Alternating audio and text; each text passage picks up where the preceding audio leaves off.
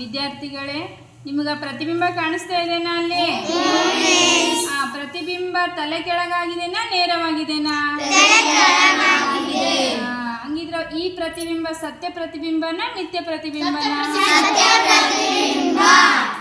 ಈಗ ಈ ವಸ್ತುವನ್ನು ನಾವು ಸ್ವಲ್ಪ ದೂರ ಸರಿಸೋಣ. ಪ್ರತಿಬಿಂಬದ ಗಾತ್ರ ಏನಾಗ್ತಾ ಇದೆ ನೋಡಿ, ಚಿಕ್ಕದಾಗ್ತಾ ಇದೆ.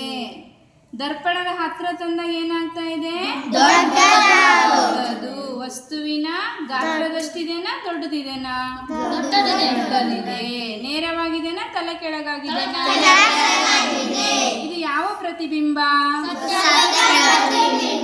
ಸತ್ಯ ಪ್ರತಿಬಿಂಬ. ಈಗ ಈ ವಸ್ತುವನ್ನು ನಾನು ದರ್ಪಣದ ಸಮೀಪ ತರ್ತಾ ಹೋಗ್ತಾ ಇದ್ದೀನಿ. ಈಗ 10 ಸೆಂಟಿಮೀಟರ್ ದೂರದಲ್ಲಿ ಇಟ್ಟಿದ್ದೀನಿ. ಏನಾಗ್ತಾ ಇದೆ ಪ್ರತಿಬಿಂಬ?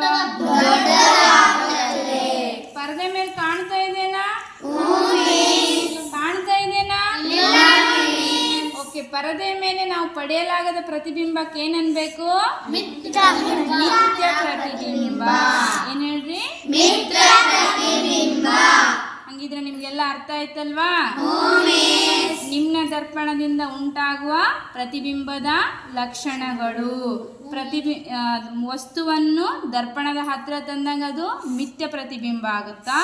ದರ್ಪಣದಿಂದ ದೂರ ಒಯ್ದಾಗ ಏನಾಗುತ್ತೆ? ಅದು ಸತ್ಯ ಪ್ರತಿಬಿಂಬ ಆಗುತ್ತೆ. ನೋಡಿ, ಎಲ್ಲರೂ ಅಬ್ಸರ್ವ್ ಮಾಡ್ರಿ. ಆಗ್ತಾ ಇದೆನಾ?